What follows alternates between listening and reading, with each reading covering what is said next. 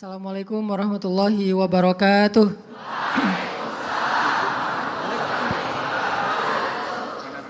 Asyhadu an la ilaha illallah wahdahu la syarikalah wa asyhadu anna Muhammadan abduhu wa rasuluhu la nabiyya ba'dah. Radina billahi rabba wa bi Muhammadin nabiyya wa bil islami dina. Allahumma salli wa sallim wa barik ala sayyidina Muhammadin wa ala alihi wa sahbihi ajma'in. Rabbi syrah li sadri wa yassir li amri wahlul 'uqdatan min lisani yafqahu qawli. Teman-teman anak-anak muda kota Bekasi yang dirahmati Allah, mudah-mudahan Allah Subhanahu wa taala mencatat semua nama kita yang ada di sini. Dan Allah pasti menunaikan janji yang pernah diucapkan Nabi, siapa yang menempuh jalan untukmu maka Allah akan mudahkan untuk dia jalan mendapatkan jodoh. Salah.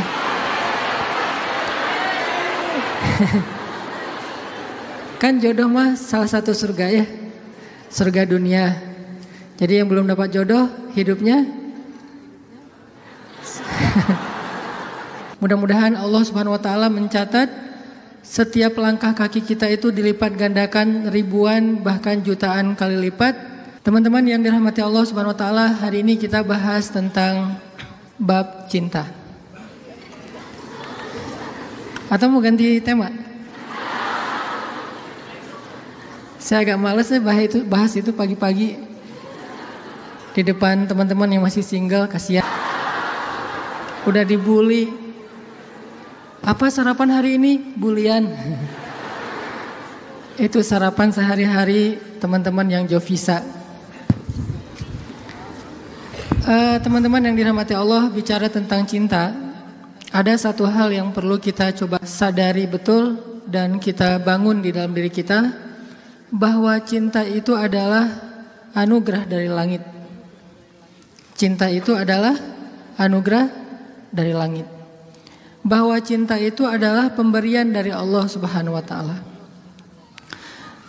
Dan gak mungkin Allah memberikan rasa cinta yang membuat seorang hamba bertambah dosa, itu gak mungkin.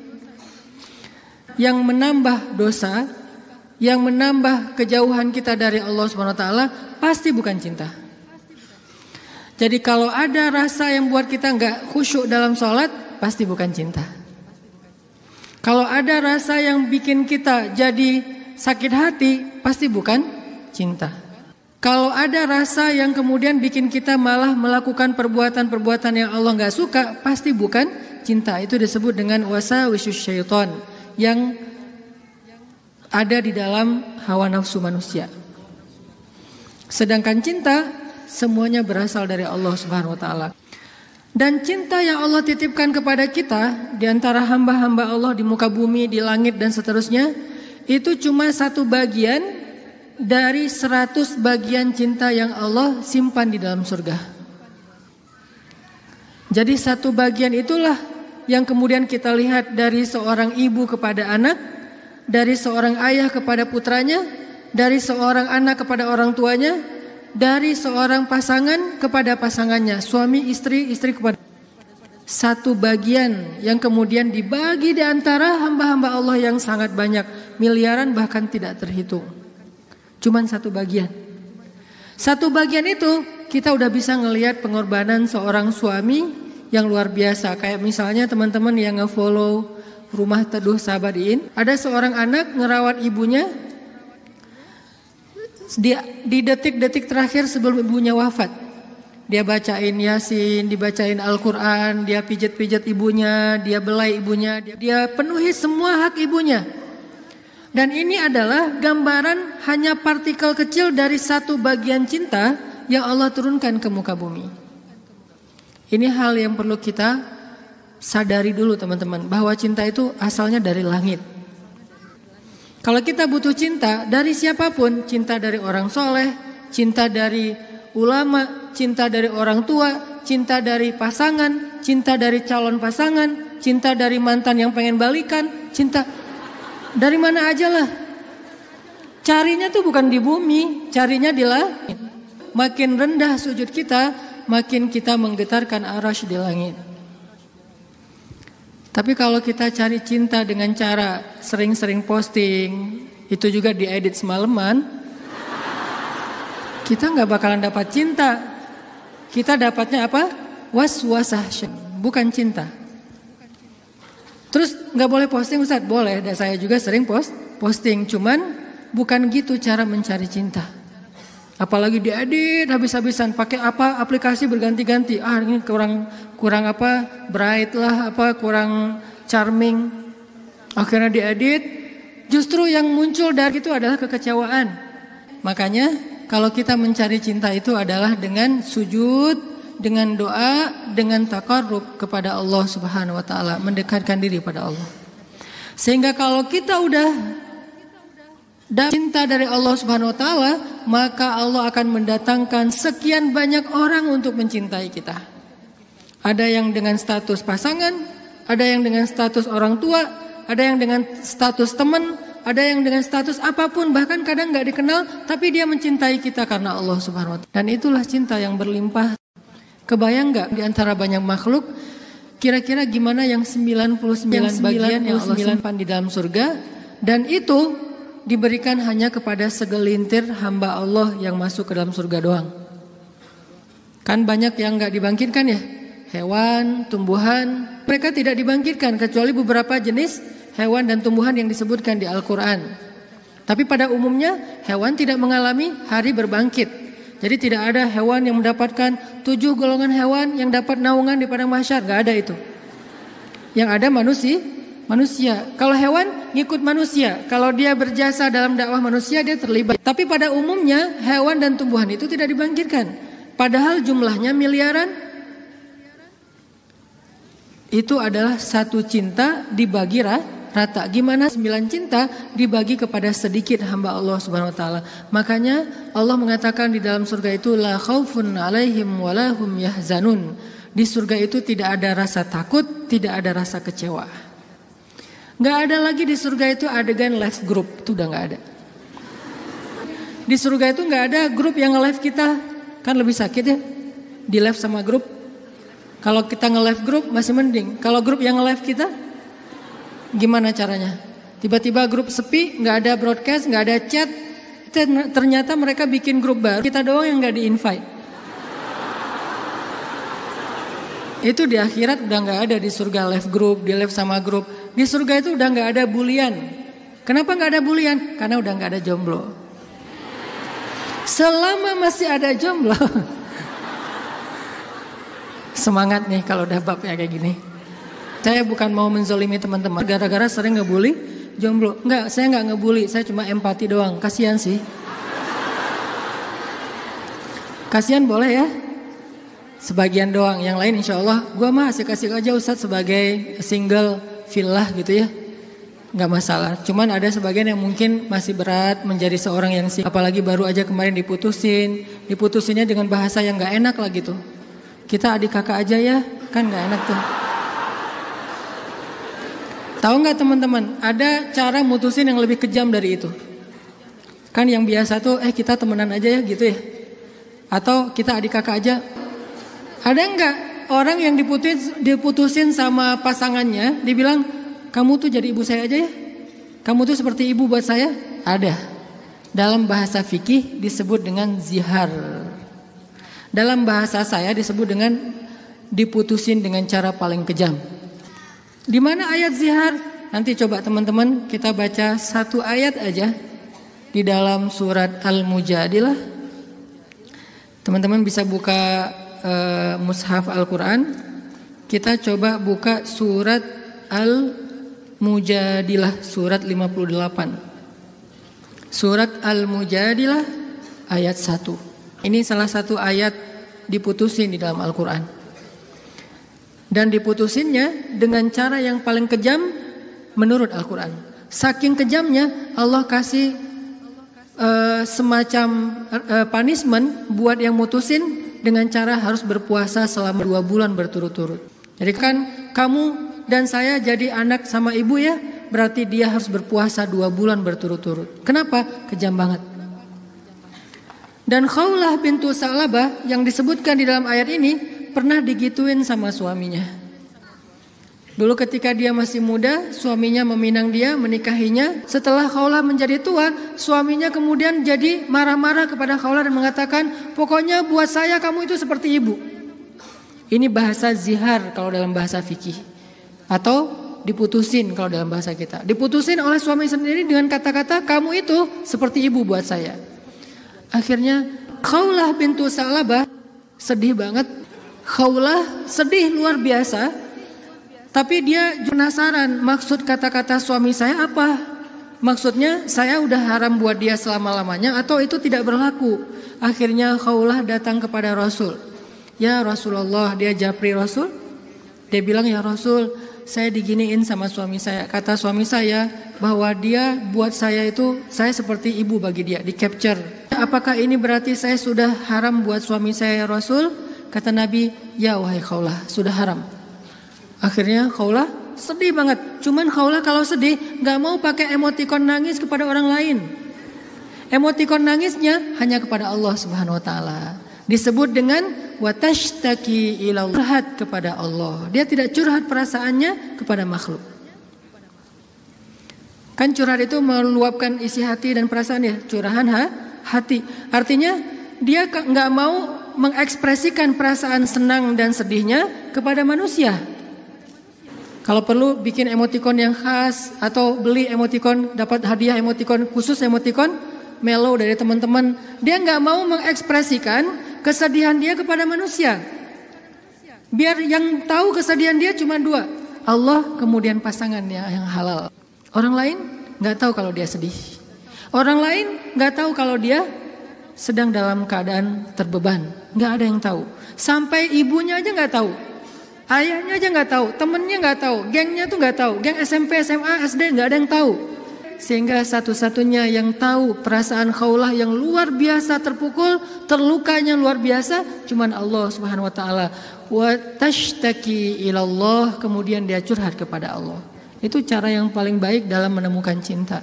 Ketika cinta itu mulai flat, ketika cinta itu mulai nggak ada rasanya, maka menumbuhkan kembali cinta itu dengan cara watashtaki ilallah. Gini caranya. Bukan gini.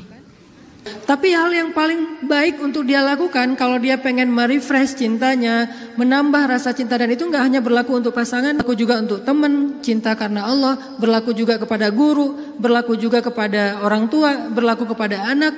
Kalau kita ngerasa cinta kita mulai garing nih, mulai rasanya tuh hambar, maka yang kita lakukan watashtaki ilallah, minta kepada Allah Subhanahu Wa Taala. Karena dialah yang Allah titipkan, yang Allah kirimkan dalam hidup kita untuk kita luahkan semua rasa, rasa bahagia, rasa cinta, rasa sedih, rasa kecewa, semua ke dia, bukan ke orang lain. Kalau kita punya pasangan tapi rasa itu diungkapkan kepada orang lain, maka kita mencurangi pasangan kita. Kita punya pasangan tapi curhatnya ke orang, jadilah TTM ya. Ini berarti kita curang, gak fair sama pasangan kita. Toh kita juga gak mau digituin oleh pasangan kita kan. Terus apa yang harus kita lakukan? Kalau kita ngerasa pasangan kita gak pengertian, ada zat yang maha pengertian untuk kita curhat kepadanya. Kenapa harus orang lain? Dan Allah gak akan pernah ngebocorin curhat kita ke siapa-siapa teman-teman. Allah sebaik-baik penjaga rahasia. Dan Allah senang banget dengar curhat kita. Beda dengan orang. Kalau orang teman siapa gitu dengar curhat kita, misalnya kita telepon. Kita telepon di loudspeaker sama dia, ditaruh di meja, terus dia ngapa-ngapain ya. Kita ngomong panjang lebar. Pas udah lama gak dapat respon, kita nanya, kamu dengar gak sih? Dia langsung lari. Ada yang lebih parah lagi tuh. Bukan cuma di loudspeaker. Kita baru mulai curhat, dia balik curhat. Aku habis dimarahin sama suami aku. Wah, laki-laki itu emang kayak gitu. Gue juga tiap hari dimarahin. Tahu nggak gimana cara dimarahin? Panjang tuh. Akhirnya malah dia yang curhat. Kita curhat, dia jadi dapat banyak info. Akhirnya dia nikung. Oh, parah banget ya. Pernah ditikung sama teman curhat? Ada sahabat Nabi yang pernah ditikung. Ditikung fisabilillah. Namanya Abu Darda. Abu Darda, temenin aku dong. Ngapain? Ngelamar seorang perempuan, seorang cewek. Soleha, hafizah, cantik, terpelajar. Kayaknya nih calon makmum ideal banget. Kenapa ideal? Yang salah baca ketika sholat dia bisa benerin. Tapi insya Allah imamnya nggak bakalan salah baca. Kalau yang dibacanya Al-Ikhlasnya. Gua mah pede nggak nyari makmum yang hafiz-hafiz banget. Kenapa? Karena kalau ngimamin surat Al-Ikhlas jadi nggak pernah salah. Salman ngajak Abu Darda. Abu Darda nemenin datang ke rumah cewek itu. Pak, saya mewakili Salman, pengen ngelamar anak bapak, putri bapak. Kata bapak ini, ya udah saya tanyain dulu ke putri saya. Kalau dia setuju nanti saya nikahkan kalian. Harus nanya dulu ke perempuannya, ke putrinya. Karena nggak boleh nikah paksa dalam Islam. Sama dengan nggak boleh menghalangnya yang sudah punya niat baik untuk menikah. Sama dengan kita menghalang-halangi anak kita untuk datang ke masjid beribadah. Calon mertua. Nggak boleh menyusah-nyusahin anak kita yang pengen beribadah. Apa ibadahnya? Nikah. Bukankah nikah itu setengah dari agama? Selama itu kita perhatikan bukan sesuatu yang sangat beresiko, yang terlalu terburu-buru, ceroboh, maka biarkan mereka melihat kebesaran Allah Subhanahu wa taala di dalam rumah tangganya. Rumah tangga seperti usaha dibangun dari nol, tiba-tiba Allah kasih banyak kemudahan setelahnya. Udah selesai lamar, ditanya sama ayahnya kepada putrinya. Nak, gimana tuh ada satu orang cowok di depan ngelamar kamu? Yang mana? Itu yang Salman, yang orang Asia. Anaknya kemudian keluar ngintip. Ngintip bahasa kita stalking. Karena ada seorang perempuan dilamar, kemudian dia gak pede gitu.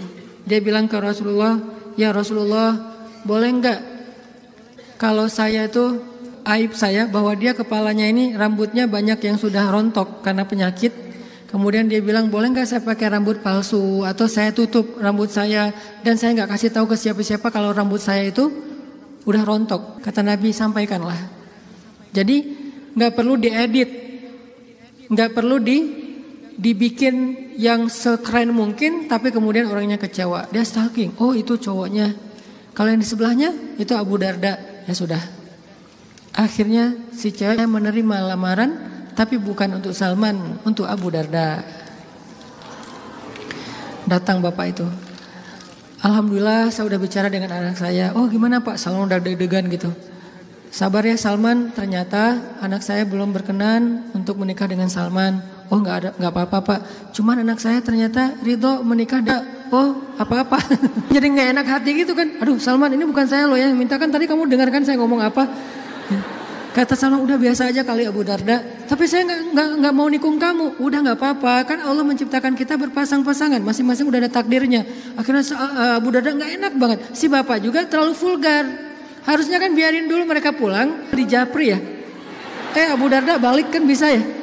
Abu Darda ditelepon gitu balik. Mau ada yang diobrolin. Kenapa di depan Salman? Sehingga Salman jadi sedih. Enggak, ternyata mereka paham. Cinta mereka itu karena Allah Subhanahu wa taala. Kalau belum berjodoh berarti emang bukan itu cintanya. Dan mereka tidak akan memberikan hatinya karena hati itu satu-satunya organ di datu yang paling berharga dan dia enggak akan ngasih kecuali kepada orang yang sudah berakad. Saya terima nikahnya dan kemudian dikatakan oleh saksi sah. Kecuali saksinya mantan, itu enggak bakalan sah. Saya terima nikahnya. Gimana saksi? Belum. Oh ya, ulangi lagi. Udah 100 kali, belum aja. Kenapa? Saksi gak bisa move on. Yang lebih berat tuh bukan saksinya yang mantan, KUA-nya yang mantan. Tuh parah tuh. Ini kenapa ya persyaratan gak ada yang lengkap ya? Semuanya persyaratan kurang aja gara-gara KUA-nya adalah mantan. Nauzubillah lah ya.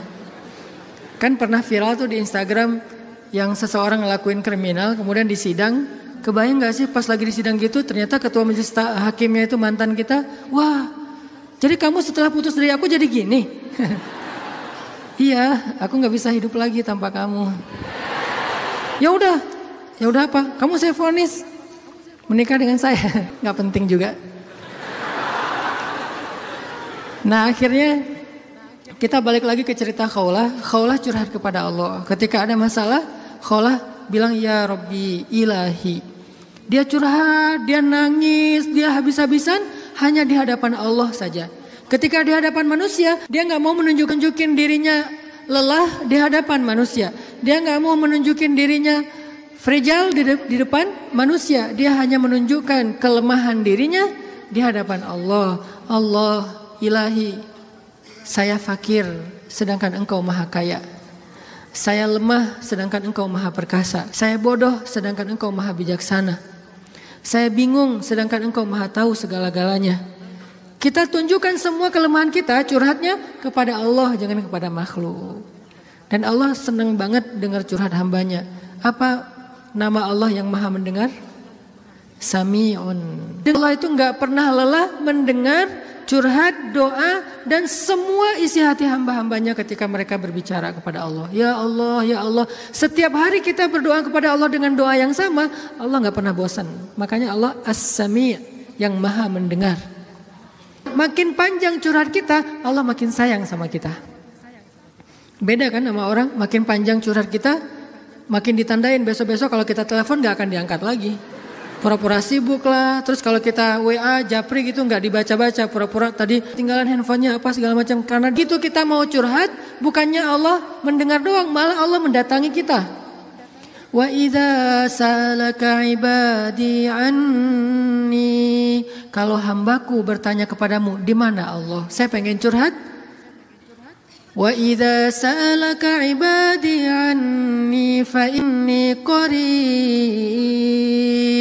Aku dekat. Artinya ketika kita pengen curhat, Allah mendatangi kita. Kadang-kadang kita gak pengen curhat aja, Allah mendatangi kita karena pengen dicurhatin. Kan baik banget Allah tuh.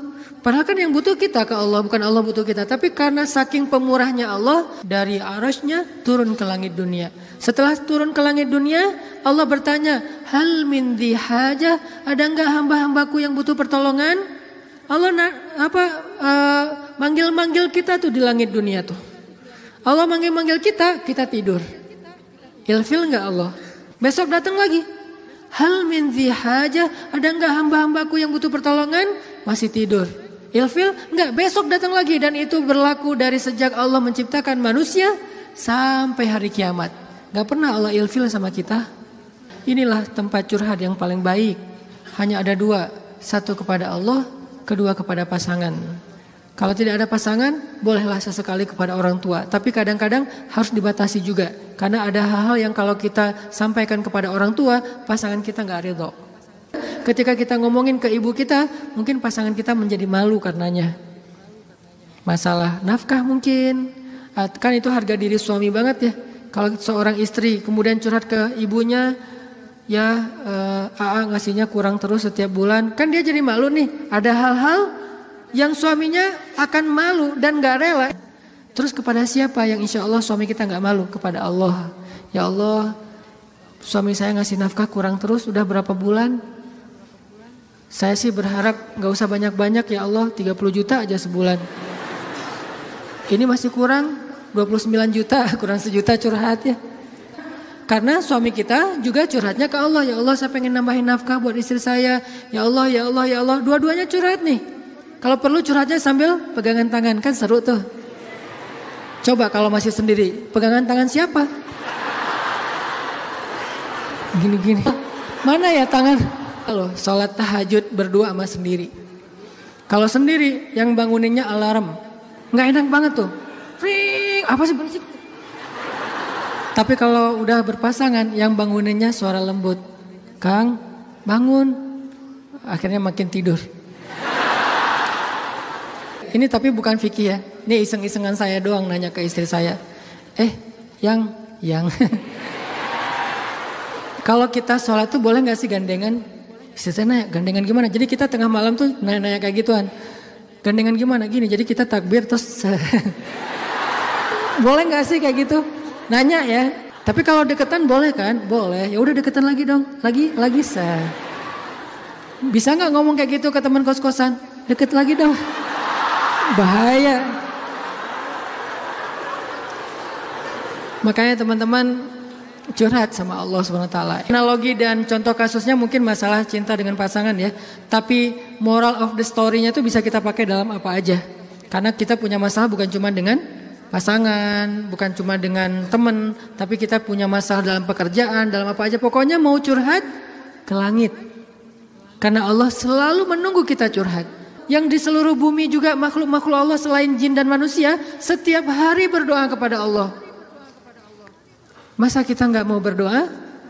Kulla yaumin huwa fi sya'n wa la ya'uduhu hifdzuhuma. Curhat sama Allah. Akhirnya Khawlah udah selesai datang ke Nabi. Kalau bahasa kita kayak ngejapri ke Nabi gitu. Nabi bilang, kamu sama suami kamu sudah haram selama-lamanya. Karena zihar itu adalah tradisi Arab jahiliyah. Kamu buat saya seperti ibu. Itu tradisi Arab jahiliyah yang gak baik banget. Sangat-sangat tidak adil kepada perempuan. Jadi ini salah satu ayat bukti bahwa Al-Quran itu benar-benar turun untuk mengangkat kehormatan perempuan. Karena tradisi Arab jahiliyah, kalau dia udah mulai bosan sama istrinya, langsung dia ceraikan seumur hidup. Kenapa seumur hidup? Biar gak dapat waris, biar gak ada tanggung jawab apa-apa, nafkah segala macam. Kan curang banget kan? Dinikahi ketika muda, pas udah tua diceraikan tanpa ada harapan warisan dan nafkah lagi selama-lamanya. Ternyata Khawlah gak berhenti dengan bertanya kepada Nabi doang. Dia minta kepada Allah. Tadinya gak ada loh fikih zihar di dalam Islam tuh gak ada. Gak ada syariat hukum tentang bab zihar di dalam Islam. Baru ada setelah Khawlah curhat. Jadi bisa dibilang beberapa syariat Islam itu muncul hasil dari curhat-curhat para hamba. Apa arti Al-Mujadilah? Perempuan yang sedang curhat. Ini surat curhat di dalam Al-Quran. Akhirnya turun ayat, Allah sudah mendengar pembicaraan kalian berdua. Allah tahu banget isi japri-japrian kalian. Kemudian Allah mengatakan zihar itu adalah dosa besar. Dan orang yang melakukan zihar tidak berlaku untuk istrinya. Tapi dia wajib menebus dosa itu dengan cara berpuasa 2 bulan berturut-turut. Suami dari Khawlah orang yang sudah sangat tua. Nabi panggil dia ke sini. Akhirnya sahabat nyari-nyari dia, dipanggil ke rumah Nabi. Kemudian Nabi mengatakan, sudah turun ayat tentang masalah kamu dengan Khawlah. Allah gak redha dengan apa yang kamu lakukan kepada Khawlah. Akhirnya dia dimarahin sama Nabi. Kemudian Nabi mengatakan, ya Rasulullah, saya sadar, saya insaf, saya taubat. Terus gimana menebusnya ya Rasul? Kata Nabi, berpuasalah 2 bulan berturut-turut. Dia bingung. Rasul, saya ini laki-laki yang sudah tua. Jangankan 2 bulan berturut-turut, sehari aja batal.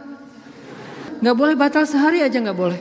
Kalau batal sehari gak bisa besok dilanjutkan, gak bisa. Langsung mulai dari nol.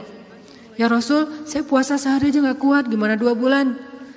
Rasul mengelus dada kemudian mengatakan, ya udah kalau gitu beri makan 60 orang miskin. Ya Rasul, gak ada orang yang lebih miskin di daerah sini daripada saya. Akhirnya Nabi ngambil beberapa karung korma, dikasih ke dia, ngasih makan ini untuk keluargamu. Ini juga menjadi dalil gimana Islam itu agama yang sangat-sangat toleran. Allah pengen memudahkan kalian, Allah gak pengen menyusahkan kalian. Semua syariat Islam itu adalah memudahkan kita, gak ada yang menyusahkan kita. Semua syariat Islam itu gampang, simple, mudah, gak ada yang susah. Salah satunya adalah menikah, itu mudah banget. Mana Ustadz? Buktinya masih banyak yang masih single. Berarti bukan Allah yang menyusahkan pernikahan, calon mertua tuh. Nah Allah mah memudahkan kan ya. Bayangin pernikahan itu kan simple ya. Akad nikah sederhana kan. Yang cuman saya nikahkan putri saya terima putri bapak dengan mahar sekian dibayar tunai, sah. Akhirnya berubahlah status, berduaan apalagi dan seterusnya apalagi dosa aja isinya. Sekarang berubah. Memandang aja berpahala. Apalagi ya. Memandang aja berpahala, kebayang gak tuh? Memandang pasangan itu sama kayak memandang Ka'bah. Duduk sambil ngeliatin Ka'bah itu pahalanya kayak 2 rakaat sholat loh. Sholat mutlak. Berarti memandang istri yang lagi rempong sama dengan 2 rakaat sholat mutlak.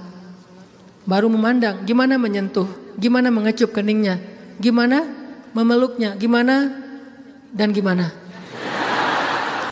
Ibadah sholat mudah banget, gak bisa berdiri, duduk. Gak bisa duduk, berbaring. Gak bisa sholat tepat waktu, dijamak.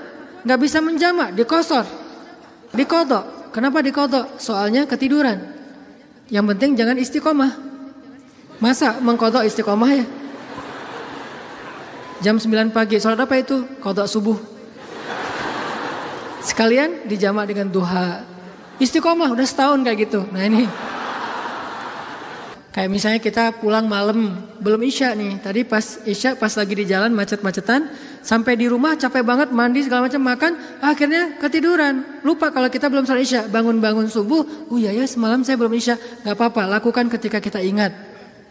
Karena itu lupa atau gak sadar atau gak tahu ilmunya. Balik lagi, akhirnya Allah turunkan ayat untuk ngebela Khawlah bintu Sa'labah. Kenapa? Curhat kepada Allah. Jadi butuh cinta, butuh ditambahkan rasa cinta, butuh diharmoniskan perasaan cintanya, minta kepada Allah karena cinta itu dari Allah Subhanahu wa taala, bukan dari makhluk. Hati kita itu ada di antara jemarinya Allah, ada di dalam genggamannya Allah. Kadang-kadang kita sendiri nggak berkuasa untuk nolak apa yang diinginkan oleh hati kita sendiri loh. Dan saya ngebuktiin banget, saya sering bilang saya itu bukan tipe istri saya banget. Ada 4 hal yang istri saya nggak mau, 4-4-nya ada di saya.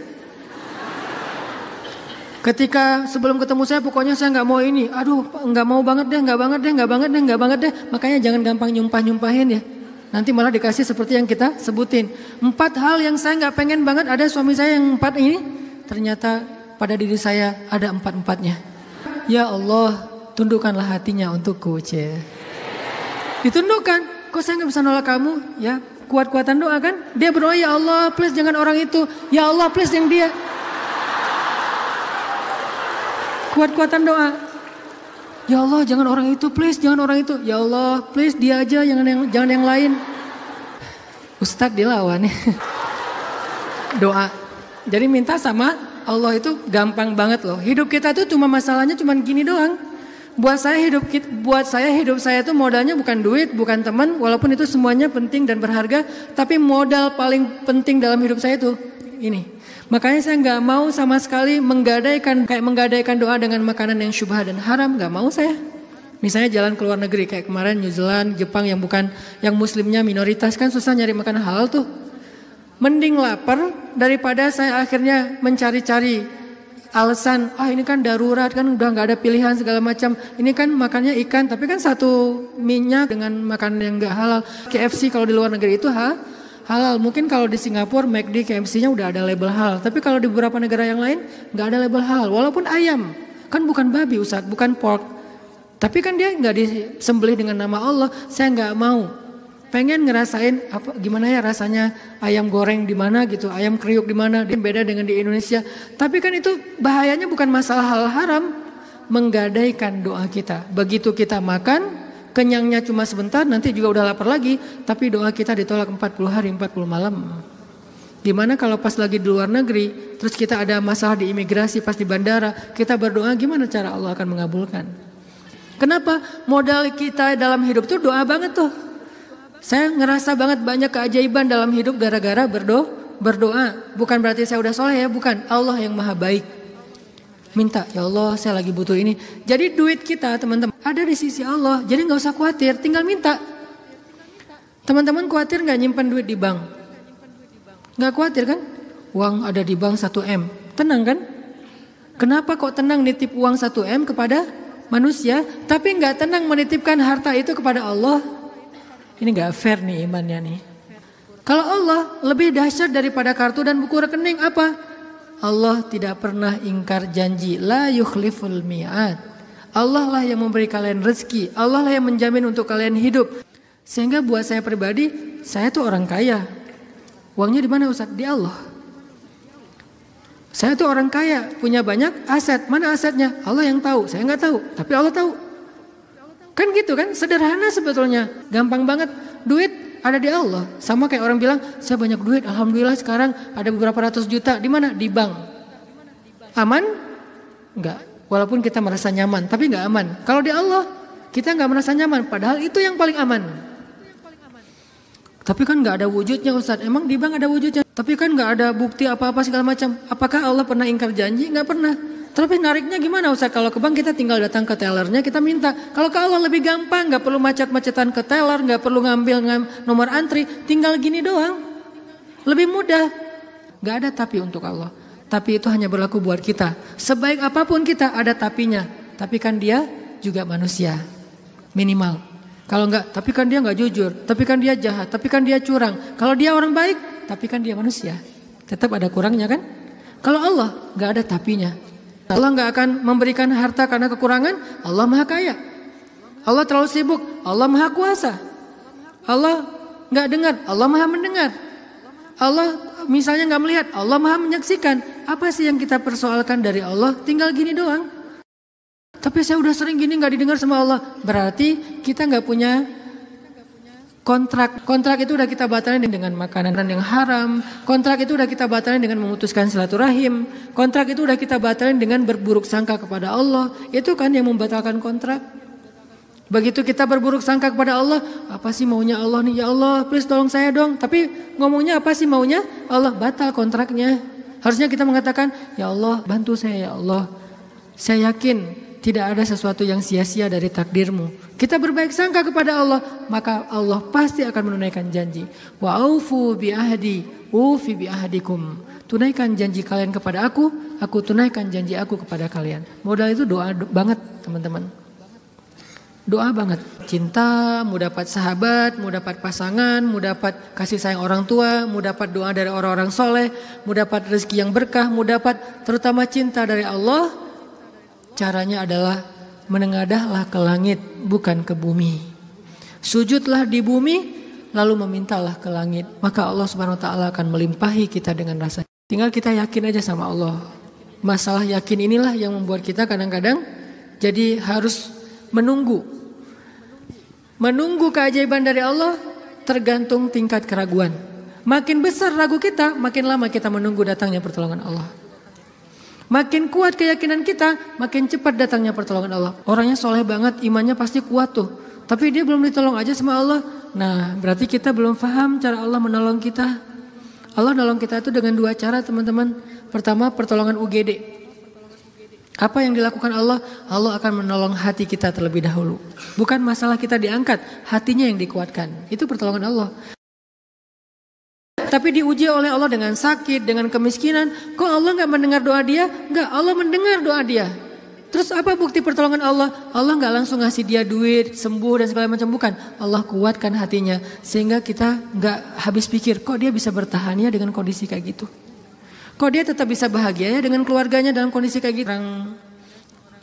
Ibu di rumah Teduh Sahabadiin itu, ibu ini pasien kanker apa gitu. Beliau udah parah banget dan dirawat sendiri di rumah sakit, gak ada yang jagain. Kenapa? Karena suaminya lumpuh. Kebayang gak tuh ujian rumah tangga? Anaknya masih kecil-kecil. Salah satu anaknya tuh SMA ngurus ayahnya. Sementara suaminya lumpuh udah gak bisa ngapa-ngapain, maaf. Buang air kecil, air besar di tempat tidur, semuanya di tempat tidur, gak berdaya. Istrinya kanker stadium lanjut, dirawat di Rumah Sakit Hasan Sadikin, tapi nggak dapat kamar sehingga harus bolak-balik. Kalau bolak-balik ke rumah jauh, akhirnya tinggal di rumah Teduh.